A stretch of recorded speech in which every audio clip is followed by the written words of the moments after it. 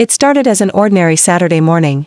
I was sitting at the kitchen table, sorting through some bills, when my daughter stormed in with a look on her face I knew all too well, the kind she wore when she wanted something she knew I wouldn't easily agree to. She didn't bother with small talk.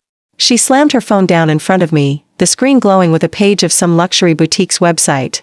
"I need your credit card," she said flatly, as if it were the most natural thing in the world. I raised my eyes to meet hers and calmly asked what she needed it for. She rattled off a list of clothes and accessories she wanted to buy, things with price tags that could have covered a month's rent. When I told her no, that I wasn't going to hand over my card for such reckless spending, her face darkened. Instantly. I could feel the tension building, but I didn't expect what came next. Her voice rose as she launched into a tirade about how I had never supported her, which couldn't be further from the truth. I reminded her of the countless times I'd bailed her out, paid for her tuition, covered her car insurance, and helped her with rent when she was between jobs. But my reasoning only seemed to fuel her fury. She accused me of wanting to control her life, of using money as leverage to keep her dependent. I tried to explain that this wasn't about control, it was about teaching her responsibility and boundaries. Yet she didn't want a lesson, she wanted a card with no limits. Her hands clenched around the coffee mug she was holding, and her breathing grew sharp and erratic. I had seen her angry before, but there was something different about her now, an almost unrecognizable coldness in her eyes. She stepped closer, her voice lowering to a dangerous whisper, telling me that if I really loved her, I would trust her with the card. I shook my head firmly, telling her love wasn't about enabling bad choices. I thought my calm tone might diffuse the situation, but instead, it snapped something inside her. Without warning, she hurled the contents of her coffee mug at me. The hot liquid splashed across my face and shirt, dripping onto the bills I had been sorting. I sat frozen for a moment, stunned, feeling both the sting of the coffee and the deeper burn of betrayal. She didn't apologize. In fact, she stood there glaring at me, as if daring me to react. I could smell the bitter coffee soaking into my clothes, my skin tingling from the heat. My first instinct was to shout, but I bit my tongue. I wanted to understand how my own child, the same little girl I used to rock to sleep and cheer for at school plays, could do something so spiteful. I asked her quietly if she realized what she had just done. She shrugged and muttered something about how I deserved it for treating her like a child. The words cut deeper than the coffee ever could. I stood up slowly, my chair scraping the floor. I told her that actions have consequences, and that in that moment, she had crossed a line that couldn't be ignored. She rolled her eyes, grabbed her phone, and began typing furiously, as if she were already telling her friends her version of the story. I felt a strange mix of sadness and clarity. This wasn't just about a credit card. This was about years of me trying to protect her from the world, only for her to see my care as control. Somewhere along the way, she had mistaken generosity for obligation. I walked to the sink, rinsed my face and shirt, and came back to the table. I told her she needed to leave my house for the day and think about what had happened. She stared at me in disbelief, like I had just betrayed her. But the truth was, I had been betraying myself for years by tolerating her disrespect.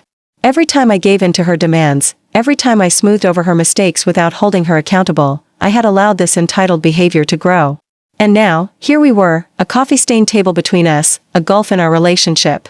Wider than ever, she gathered her bag in silence, but not before muttering that I would regret this. I didn't answer. I watched her walk out, the slam of the door echoing through the kitchen. I sat back down, looking at the ruined bills and the brown stains seeping into the paper. The mess was physical, but it also felt symbolic, a visible reminder of the chaos that comes from letting love blur into blind indulgence.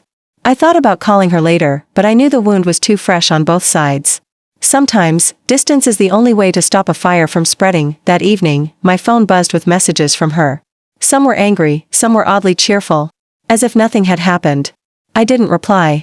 I needed her to sit with her actions, to understand that throwing coffee in someone's face, especially your own parent, is not something that can be brushed off with a casual text. I also needed to sit with my own feelings, to process the reality that the daughter I raised with love and sacrifice was capable of treating me like an obstacle to be bulldozed. The next morning, I cleaned the coffee stains from the table. As I wiped away the last brown streak, I made a quiet promise to myself: I would no longer be the endless source of financial rescue. Helping her when she truly needed it was one thing, funding impulsive spending was another.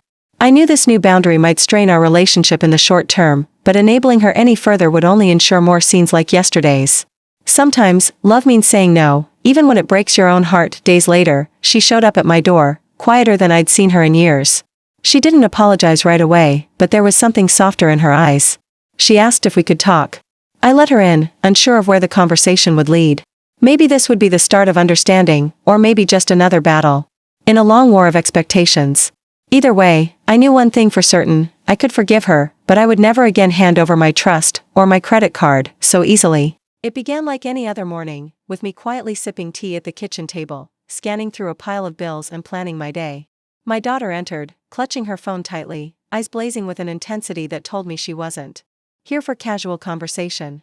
Without greeting me, she shoved the phone across the table, showing an online cart filled with designer clothes, shoes, and accessories worth more than my monthly mortgage payment.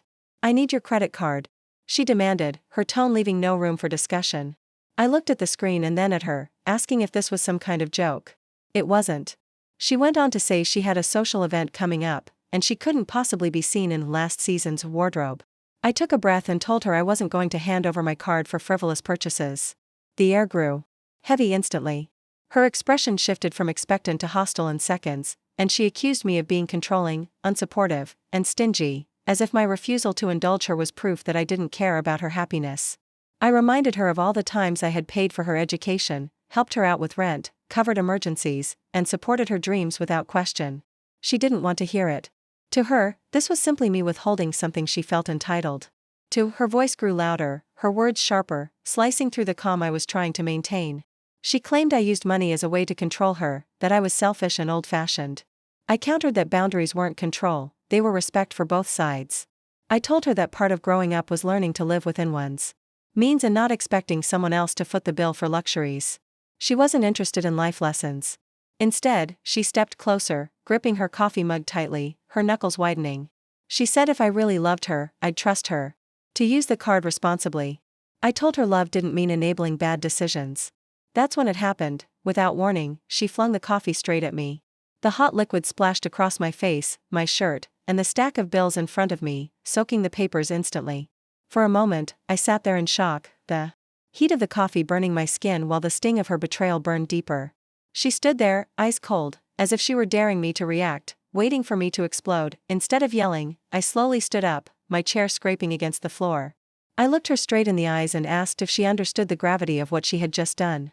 She shrugged, muttering something about me deserving it for treating her like a child.